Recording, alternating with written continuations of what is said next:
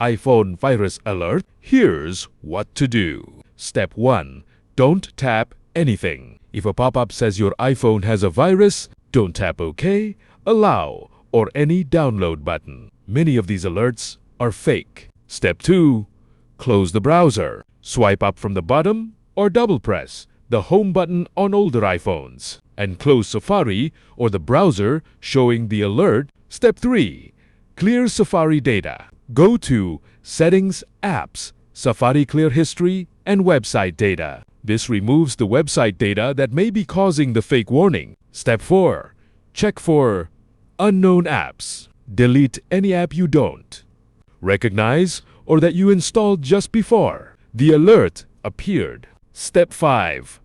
Update iOS. Go to Settings, General, Software Update. Install the latest iOS version to get the newest security fixes. Step 6.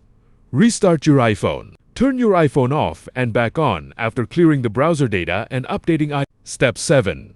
Change passwords if needed. If you entered your Apple ID, banking, or other passwords on a suspicious website, change those passwords immediately and enable authentication if you haven't already.